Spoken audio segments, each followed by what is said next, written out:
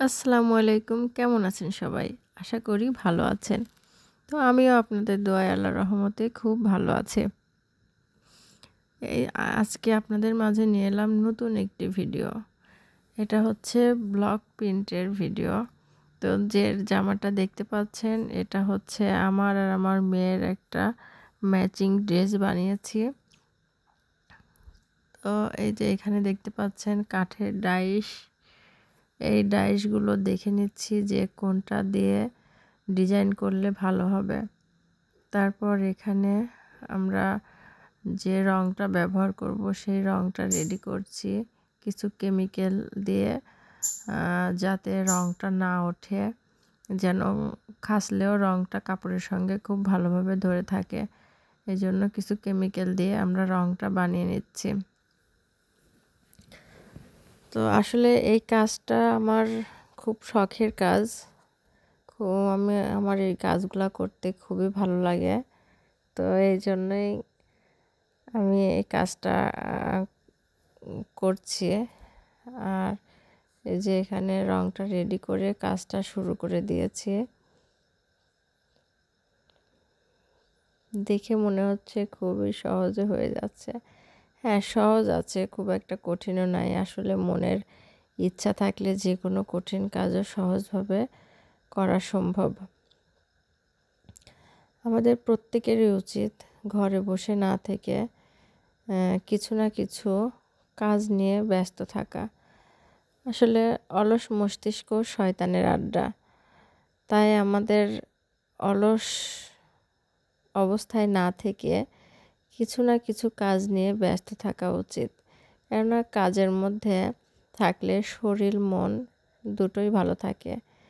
আর আপনি যদি নিজের ড্রেস নিজে ডিজাইন করে পরতে পারেন, এতে আপনার অনেক টাকাও সাশ্রয় হবে। আমাদের অনেক টাকা দিয়ে ডিজাইনওয়ালা জামা কিনতে হবে না, যদি নিজে সেই জামাটা তৈরি করতে পারে। তাই সবাইকে বলছি, আপনারা সবাই চেষ্টা করবেন নিজেই ড্রেস ডিজাইন করে পরার জন্য। তো আমিও সে চিন্তা মাথায় রেখেই নিজের ড্রেস নিজেই ডিজাইন করে নিচ্ছি।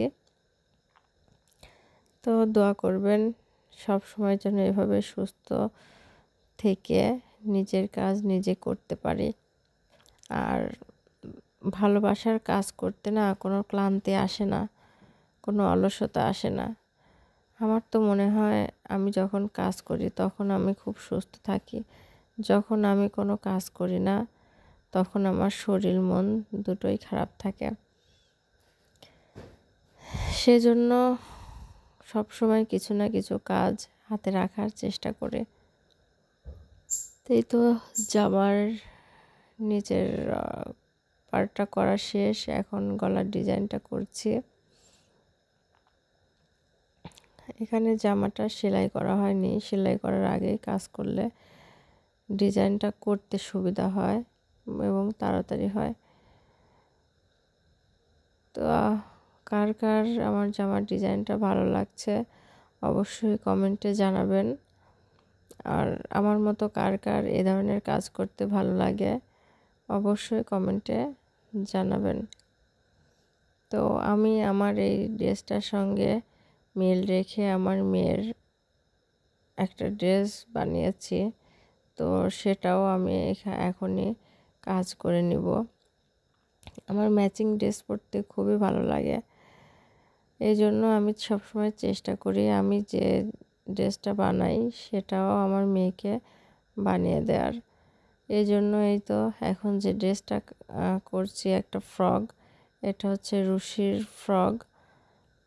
তো রুশির ফ্রকটাও আমার জামাতে যে ডিজাইন করেছি সেই ডিজাইনটাই করে নিচ্ছি। আর এখানে কাজ করছিলাম আর গল্প করছিলাম। তো গল্পে কাজে সময়টা বেশ ভালোই কাটলো। এই তো আমার মেয়ে এসে দেখে যাচ্ছে ওর ড্রেসটা কিভাবে আমি ডিজাইন করছি। ও তো খুব খুশি এবং ও মাঝে মাঝে বলতেছিল আমিও একটু তোমার সঙ্গে কাজ করব। তখন আমি ওকে বললাম তুমি বড় হও তারপরে কাজ করবে।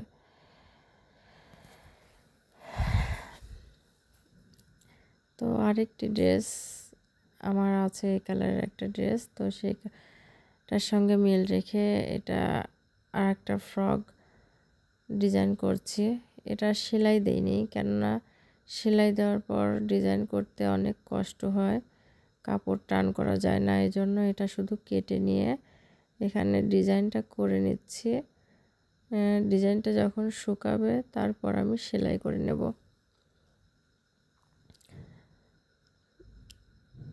আমার হাতের যে কোনো কাজ করতে খুবই ভালো লাগে, সেটা সেলাই বলেন, ব্লক কাজ বলেন, আর কেক ডেকোরেশন বলেন বা কেক বানানো বলেন, আমার এই কাজগুলো করতে খুবই ভালো লাগে। অনেকেই আমার কাজ দেখে বিরক্ত হয়, বলে অযথা আমি এগুলা করি। আসলে আমি যেই কাজের মধ্যে কী আনন্দ পাই সেটা একমাত্র আমিই বুঝি। আমি যখন এই কাজগুলো করি তখন আমার কোনো ক্লান্তি আসে না, তখন আমার কোনো মন খারাপ আসে না। আমার যদি মন খারাপ হয়ও কখনো, আমি যদি কাজের মধ্যে থাকি, আমার অটোমেটিক মন ভালো হয়ে যায়। তো কার কেমন হয় জানি না, এখানে আমি আমার অভিজ্ঞতাটাই শেয়ার করলাম। তো আমার এই ড্রেসটা বানানোর পর আমি আবার একটা নতুন ভিডিও নিয়ে আপনাদের সামনে আসব, এবং আমি আর আমার মেয়ে ম্যাচিং ড্রেস পরেও কোনো এক ভিডিওতে আসব।